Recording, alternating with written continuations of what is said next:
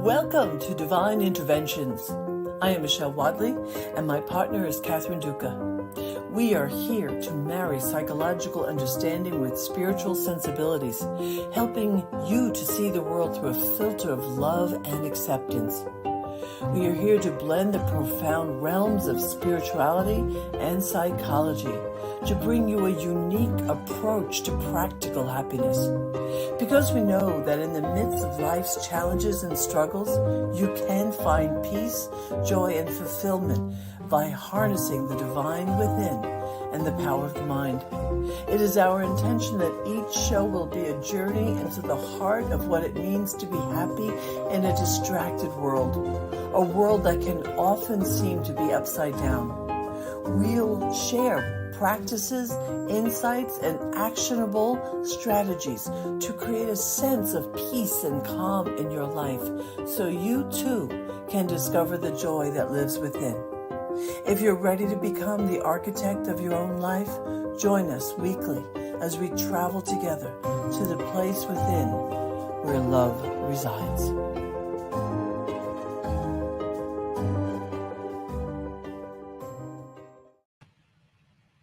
Good evening, everyone. Welcome to Divine Interventions. I'm Catherine Duca. My co-host, Reverend Michelle Wadleigh, has the night off. She's coming off a grand party to acknowledge her retirement. It was a beautiful, beautiful ceremony. Michelle, if you're listening, all best to you. See you next week. Because Michelle isn't here, it's you and me tonight, and I am flying this plane by myself. And with your help and support and comments, we will get to the other side. So, since I love metaphors and I love aviation, and we're here to talk about our inner landscape, I thought that tonight we would look at our inner landscape from an aerial view and take kind of a cruising altitude approach, if you will, to looking at some aspects of our life tonight.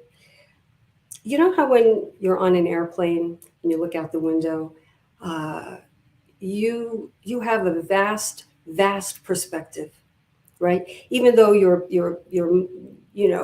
many tens of thousands of feet above the terrain, you can still see the horizon, and you can notice all of the plots of land and the homes and the structures and the buildings, etc. And it's obviously a very different view than the ground view. Here on the ground, we have to navigate around structures that are right in front of us and go around the corner, and we may not know what's on the other side.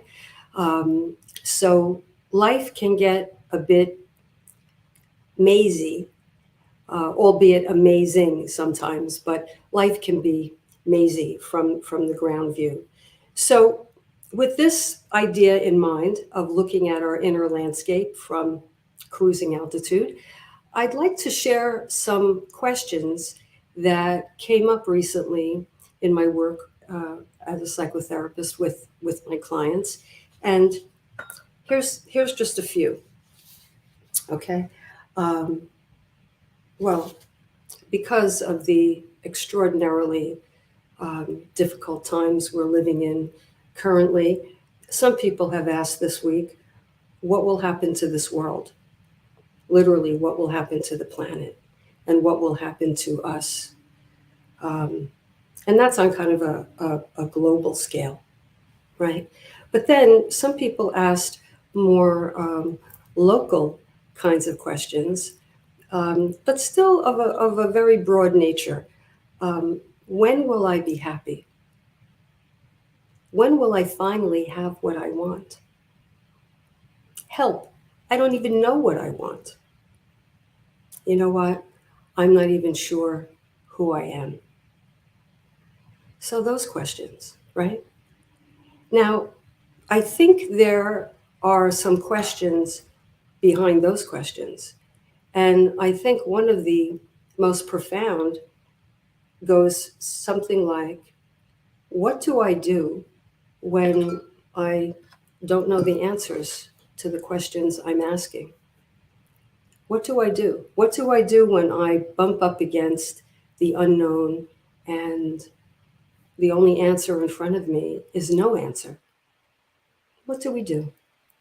So as you contemplate those questions, perhaps those are things you ask of yourselves. Maybe you're asking them right now, in fact. When you find yourself pondering those questions, notice how it makes you feel, because I know how it makes me feel, right? You know, in this culture, anyway, I was going to say human nature, but certainly in this culture, we are not fans of the unknown. We do not like not knowing where we're going. In fact, if pressed, I would say near the top of the list of the things that many of my clients struggle with the most is uncertainty. So as we go through this conversation tonight from an aerial view, I would like you to take note of how you feel as you ponder the unknown. Does it give you a little bit of agita, as we say? Does it provoke some or evoke some anxiety? What do you find yourself doing when you come up against the unknown? You know, it's a very common practice because we learn as children that we are rewarded for what we know, right? Those who know the right answers, those who raise their hands, get rewarded, obviously. And there isn't too much consolation when we don't know the answer. So what do many of us do at a time like that? Well, I think we tend to fill in the blanks as best we can. You know, the brain is always trying to make order and predictability of life. And the brain does not like gaps. So when we happen upon a gap, we plug that hole with information that may or may not be correct or be relevant. But I find that so many of us just feel so darn uncomfortable with not knowing. And I think behind that is uncertainty is not necessarily neutral. It's not necessarily a beige or a neutral place. Oftentimes, when we hit upon uncertainty, we have an uneasy feeling because we think things are not going to go our way. Okay? And that may have something to do with earlier times in our life when things didn't go our way. So what do? We become controlling. I mean, controlling has a bad rap. It has a bit of a stigma in psychotherapy, and I don't believe it ought to. I just think, evolution tells us that the people who worried the most and were the most vigilant, they're the people who survived. They're the people who didn't get eaten. They're the people who gave birth to us. So we are here on the shoulders of people who had a real need to control. Be that as it may, too much of anything is not good. And when we try to control things, especially things outside of ourselves, when we try to control situations or circumstances or other people, we can get into trouble. Why? Because those things are, and other people are outside of our control. So what we need to do at a time like that is develop the muscle of tolerance around discomfort. Because actually the surprise that many of us don't stop to consider is that the unknown can produce some pretty exciting things at times. It can produce outcomes that were beyond anything, positive outcomes that were beyond anything we may have expected.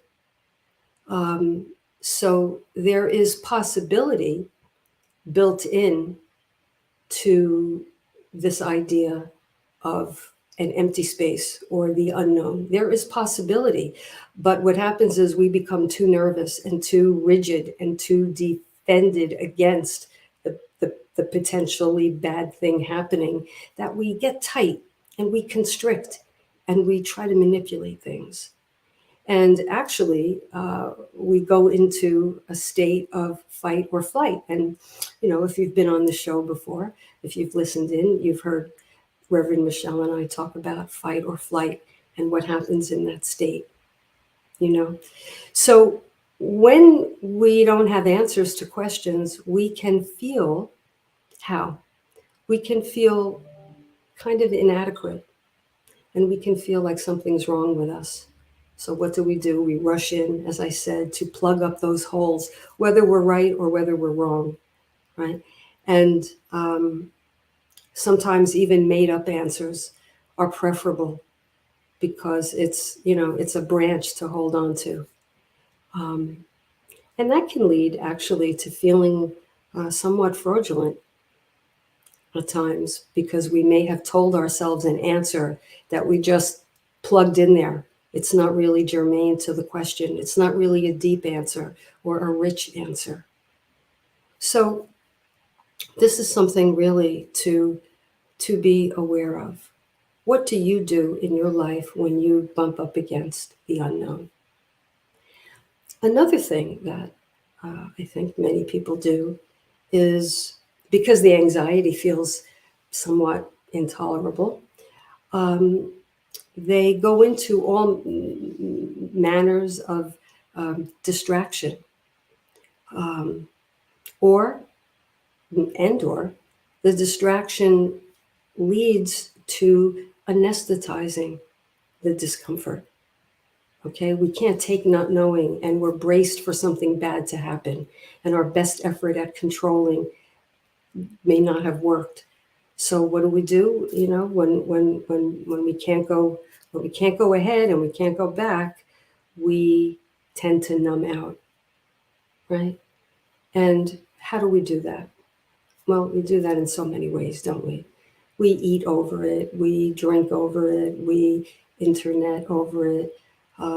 Maybe we go to work way too much, and none of these things may be bad or negative in themselves, but it's the way in which we utilize them. We're using these things to tamp down the discomfort that we feel when we don't know the answer, right? I think we have a comment here from Dawn. The need to control makes us feel rigid and inflexible. Well, it does. It does. But if that's the only thing you have, I find that many people are willing to remain in an inflexible state. But what happens? I think I mentioned a couple of episodes ago. If we're not, as Carole King sang of, if we're not that young tree in the wintertime that knows how to bend, what happens? We snap, right? So inflexibility and rigidity are not our friends when it comes to understanding ourselves on a deep level, all right? Dawn also said we could feel scared and untethered, so we grab the branch of knowing, even if that branch is an illusion. It's like we'll take anything if we're in a free fall, or if we're dug in, because we just know, we're just convinced that something bad is going to happen. We're going to lose something. We're going to lose our respect. We're going to lose someone loving us. We're going to lose an opportunity. And while these things may happen because they're all a part of life, we can never, ever, ever guarantee ourselves immunity against that. But that's what many of us do. We pay the price of being fluid. We pay the price by becoming rigid, and there we are. There we are. Okay, scared and untethered. Yeah. So, some of you might be wondering, why in the world is Cathy talking about this kind of material tonight? I'm in bed, I'm in my pajamas, I'm trying to fall asleep. She's talking about feeling untethered and unknown and numbing out and all these things. Why would I talk about that at 9 p.m. on a Sunday? Well, I'm talking about it, even though it's a little on the heavy side, because so many people I talk to tell me that this is why they can't fall asleep in the first place. Or if they fall asleep, why they wake up at 2 or 3 in the morning and their mind is racing because they're scrambling to find a branch. And there may not be a branch. This concept was first introduced to me years ago by one of my own psychotherapists, who I liked very much, and I think he cared about me very much. And he said, Cathy, you have to live in the question. You have to live in not knowing.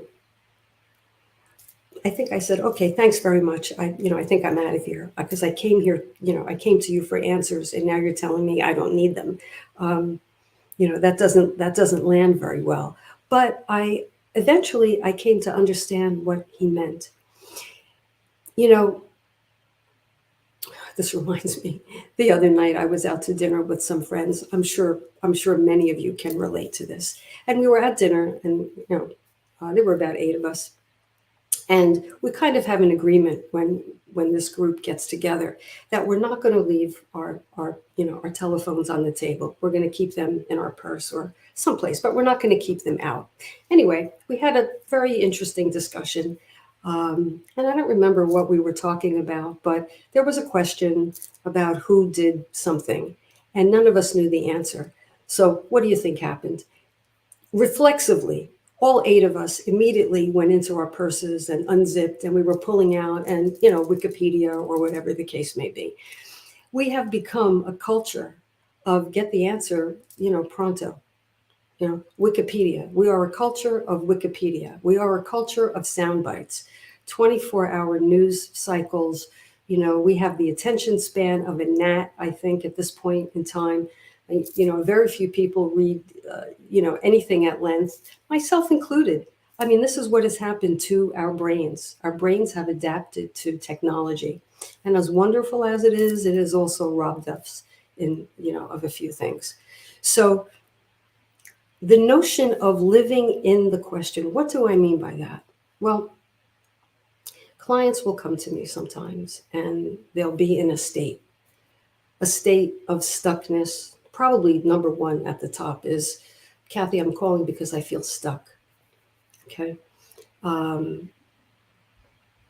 Groundhog Day, right? They've tried a million things, nothing has worked. So they want an answer, and they think that I'm going to give them one. And I do give them an answer, actually, but it's not the one that they came in the door expecting to get.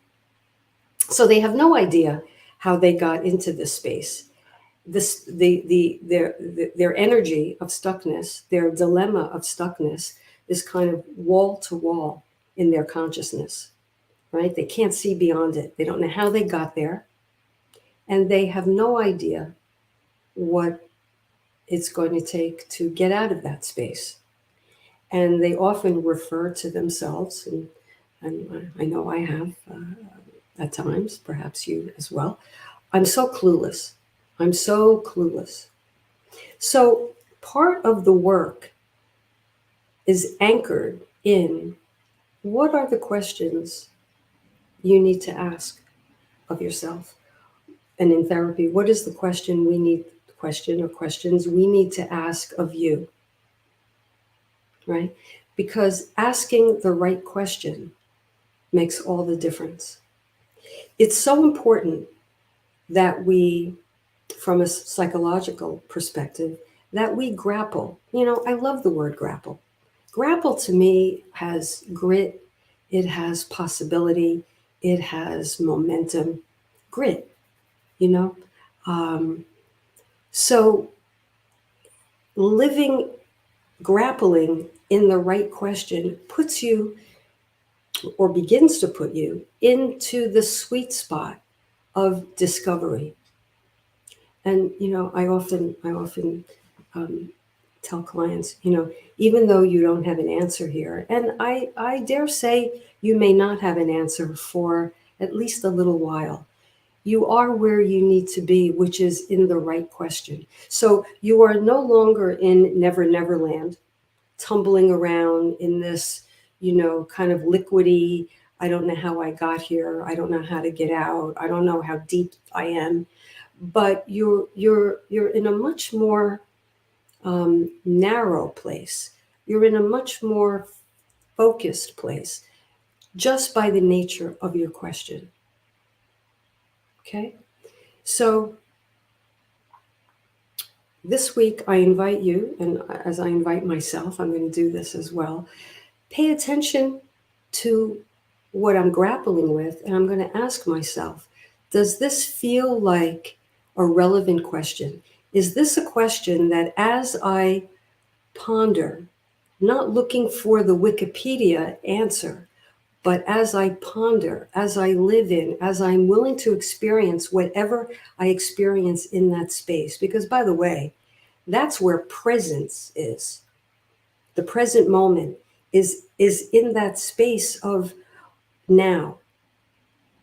Okay, that sounded redundant, but it's like what is unfolding for me and in front of me now. When we have the answer, we have the branch, as Dawn said, the branch, whether it's real or not.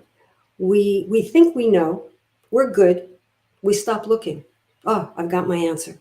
And we cling to it. And I submit, and I find this so interesting, I submit that being stuck is more a matter of holding on to a position than it is, certainly anybody, making us do anything, right? We cling to positions, we cling to these branches, and then we stop looking. Living in the question, I'm even going to say it. I'm going to be the one to say it here. Embracing the unknown. Not kicking and screaming, but with a sense of curiosity. What is this teaching me? What is this trying to tell me? What opportunities can arise from this thing that looks like nothing? I want to go to a comment here from Lori. Hi, Lori. Sometimes asking the right questions are more important than the answers. That's right. That's right. Because answers can be one-dimensional. Living in the question can be multidimensional, multifaceted, much richer. So Dawn agrees with Lori. Yes. So what do we have so far? Living in the question, being willing to experience. I think this is so important.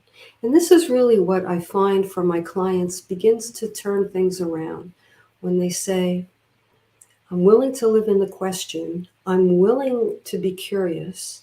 And even if I'm not willing, even if they're not willing, they can get to a place where they say, well, I'm at least willing to be willing to live in that space. Willing to be willing. And then they notice how they feel, and it's a much more, and this is important, it's a much more dynamic experience. A branch is a branch is a branch. But exploration of our inner landscape is much more colorful, much more vibrant, much richer. So Along with the willingness to look comes the gift of knowing. You know, I'll share this. I don't talk about it very much, but it's on my heart to share it now. About a year ago, I was diagnosed with breast cancer, and I'm fine, and I'm fine, and the prognosis is good, and I am told that I'm cancer free. And while I'm at it, I will add that it was through my relationship with Reverend Michelle that I began to live in the question of what does this diagnosis mean to me and for me. And let me tell you something. That was, if you know me, and of course many of you don't, but that was unfathomable. That was unfathomable.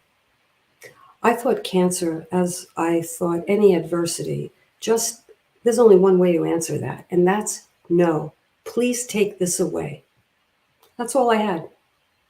Maybe the doctor will say they made a mistake. Maybe it'll be better than I thought. Maybe,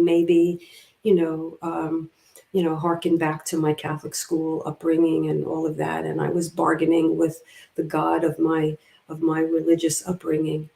And then something told me to call Michelle. And um, I almost have no words for having done that. But what I want to tell you, and what I want to share with you is that having cancer, for me, I could barely utter the word. This is going to sound crazy. Happens to have been one of the most remarkable experiences of my life. Why? Because I was so vulnerable, but through my conversations with Michelle, I remembered that in my vulnerability is my power. In my vulnerability is my willingness. In my vulnerability, things can unfold and reveal themselves. And that they did. And what do you think I discovered through my cancer? That was,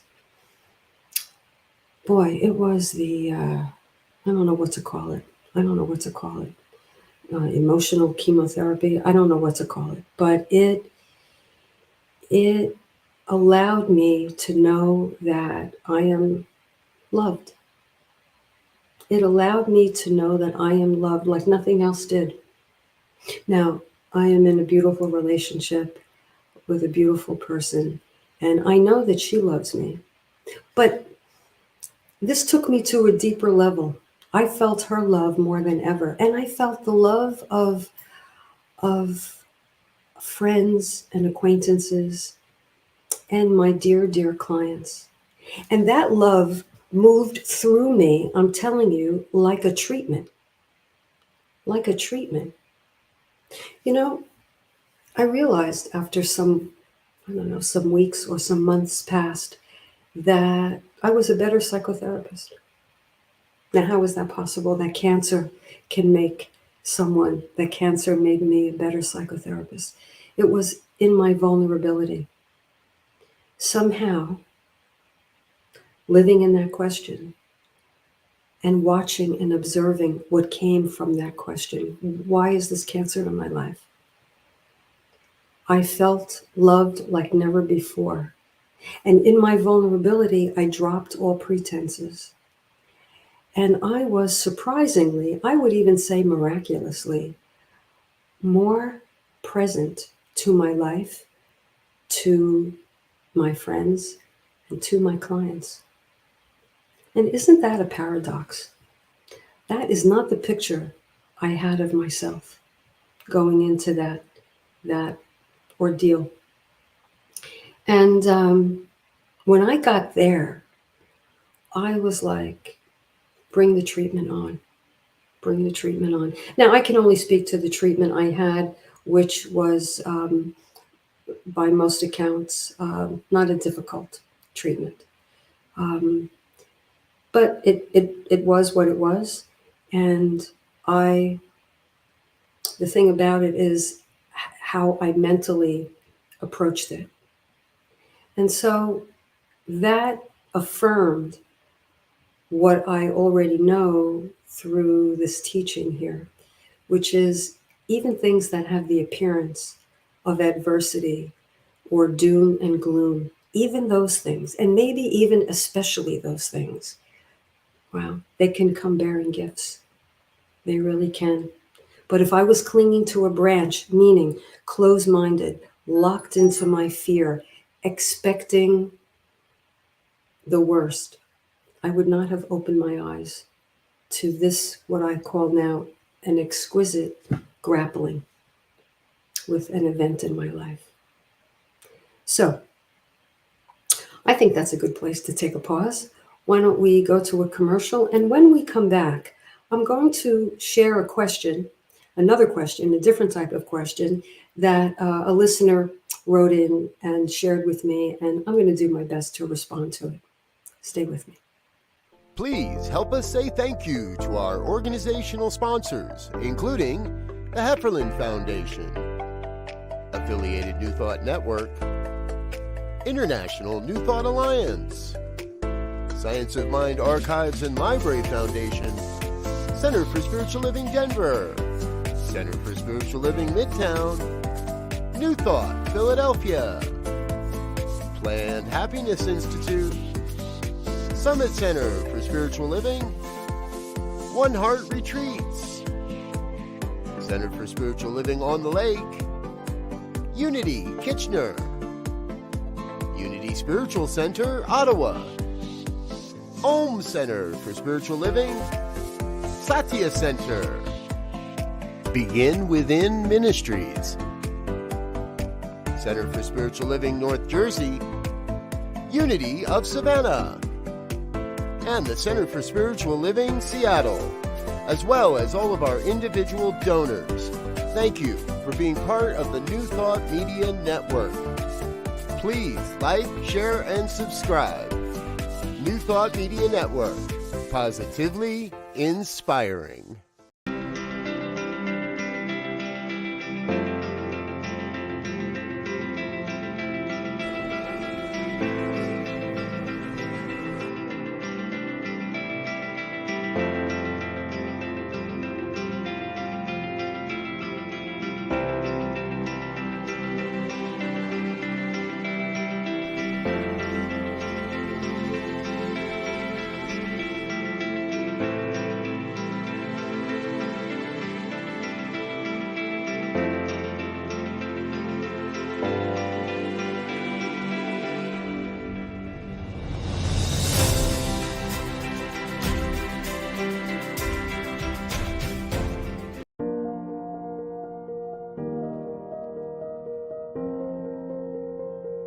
It was a treat.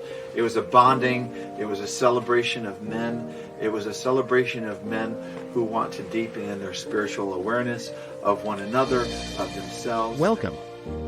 We are a brotherhood of spiritually minded and open-hearted positive men. We invite you to join us.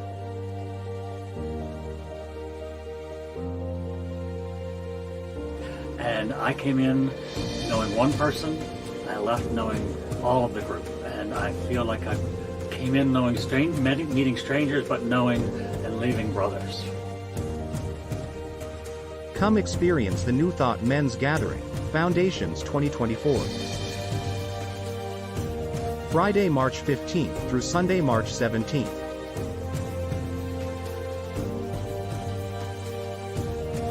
With Reverend Robert Brzezinski, Reverend Patrick Creelman, Reverend Eamon Duffy, and special guest musician Jamie Lula. In Vernonia, Oregon, at Camp Cedar Ridge.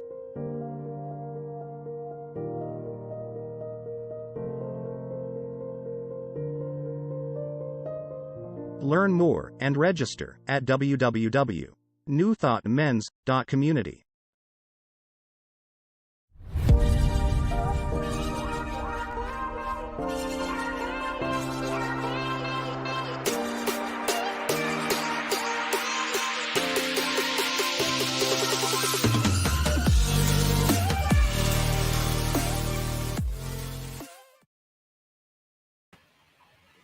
Welcome back. So Before the break, I said I was going to read a question that a listener sent in. But before I do, I hope you're enjoying. I hope you're getting something meaningful. I don't know how enjoyable it is, but getting something meaningful from the in-flight movie tonight, grappling the movie. Okay, so here's the question. What happens when troubles are too close, too long? What does a person do with the frustration, the anger? How to get to forgiveness? I have some ideas, some things I experiment with, but have never found a permanent, successful approach. Thank goodness I have my activities. Thank goodness I have my activities, the gym. Okay. But what if I or others didn't?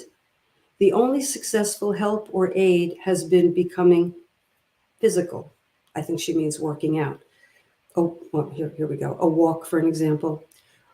Could you try that as a topic? I'm curious, obviously for myself, but also for our nation. Too much anger. We have to allow others to be who they are and extend or listen even through discomfort. But how? Shelving the ego? I don't know. A lifelong query. If this could be a topic, I would really appreciate it. Okay. Yeah, so, you can hear the emotional weight behind that question. Now, I don't know this person well. I do know who she is, but I don't know her well. I don't know the intimacies of her life. So I can only answer somewhat generically. But I think there's a few things here to be unpacked. What happens when troubles are too close, too long? What does a person do with the frustration and the anger? Well, I think number one, it's helpful to do, as we're doing tonight, to remind yourself that the building at ground level, the building is right in front of you, the mountain is right in front of you. It seems insurmountable. Try to get up a little higher. Try to get up to a higher plane, and try to introduce the question, what do I need to know about what I'm going through? What do I need to know about this anger and this frustration?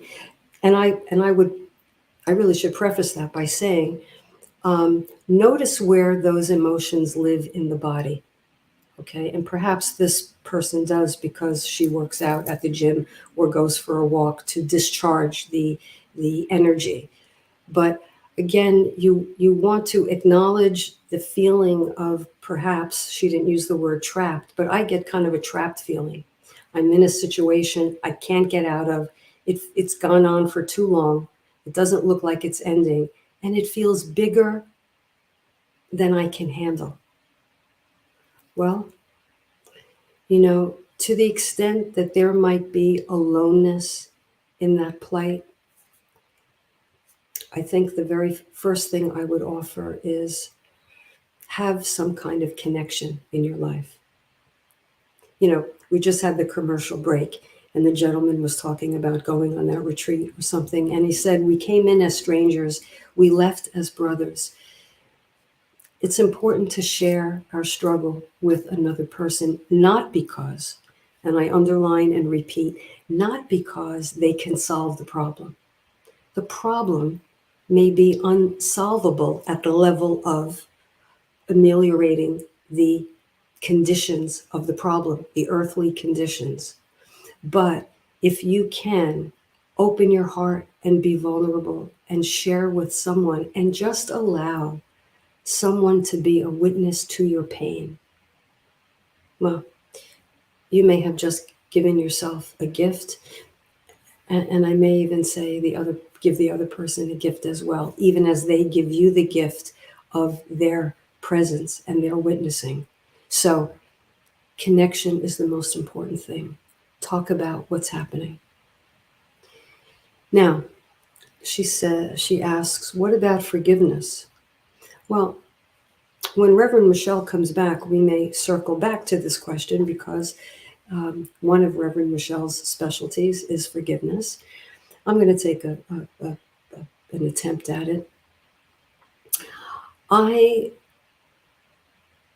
actually think before we can forgive, I think this is so crucial. We need to, I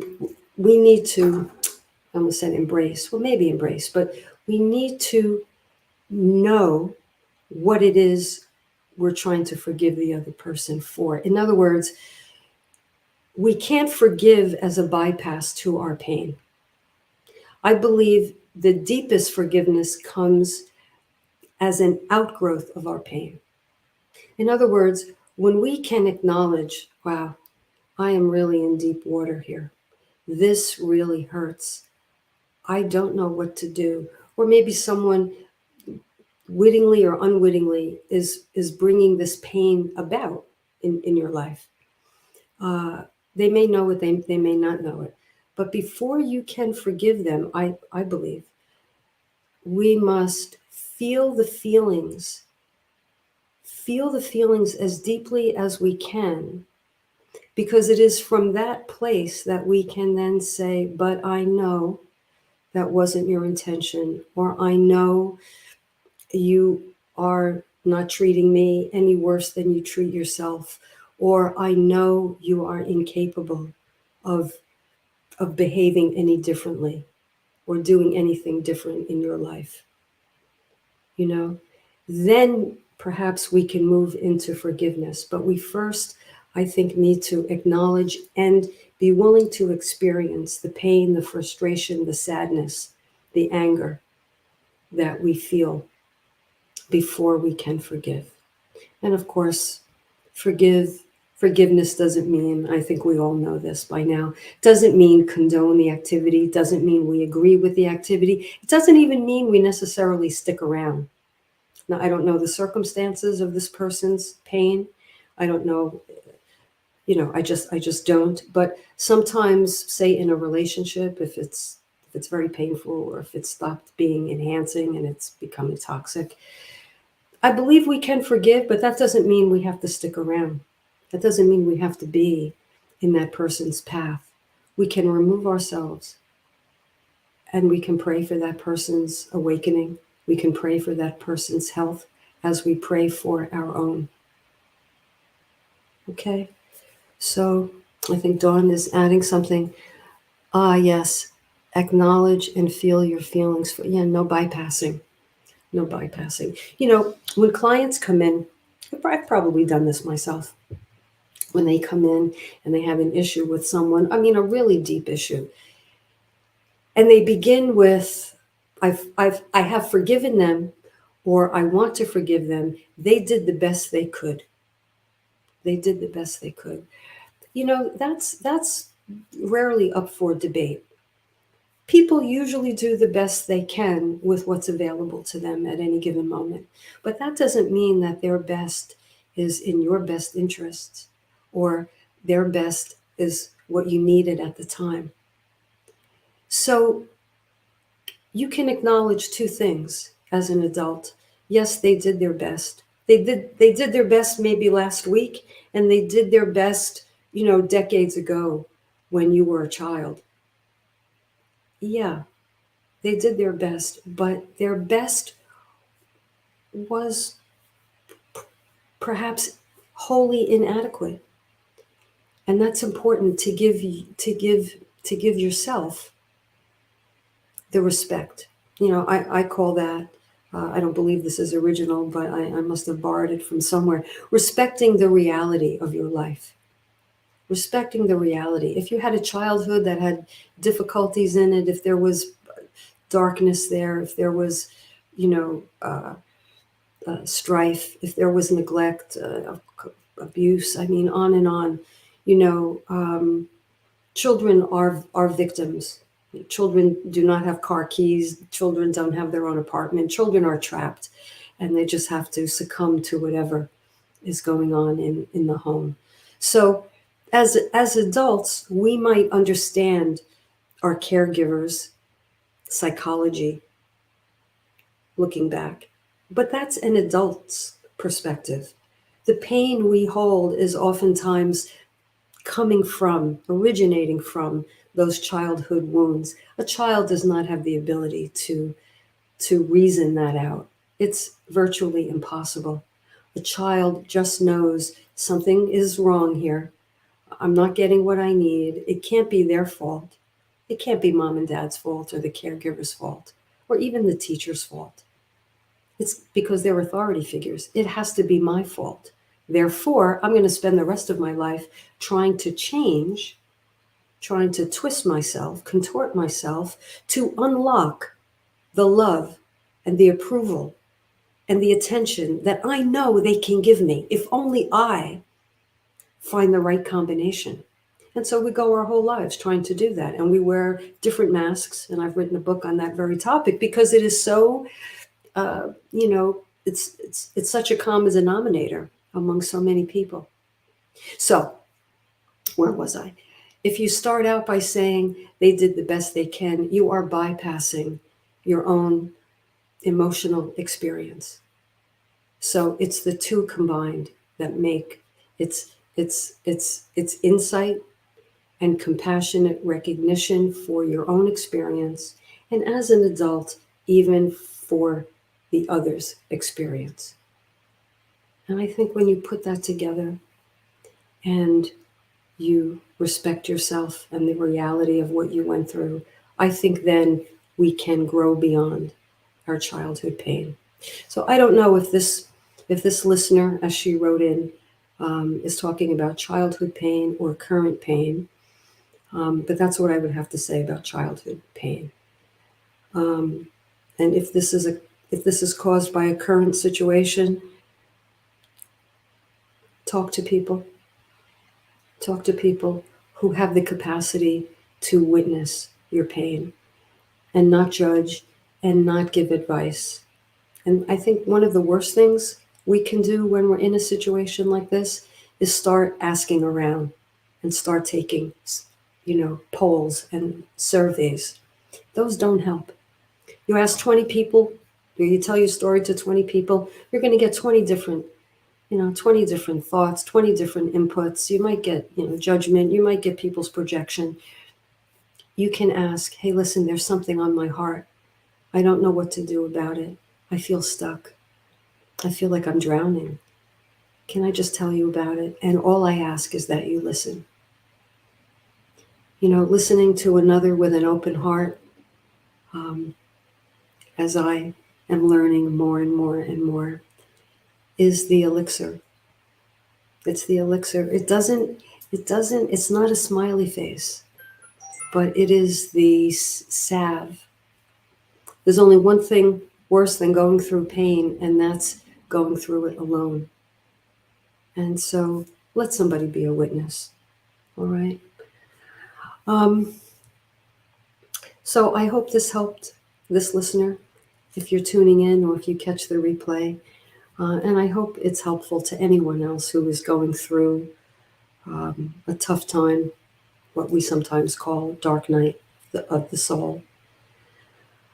This teaching tells us that within each of us, I don't think there are any exceptions. Within each of us, there is divine intelligence. There is a God within.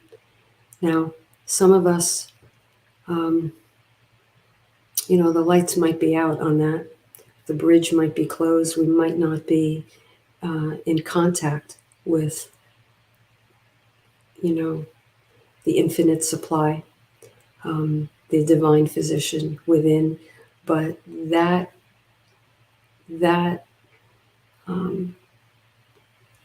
what's the word?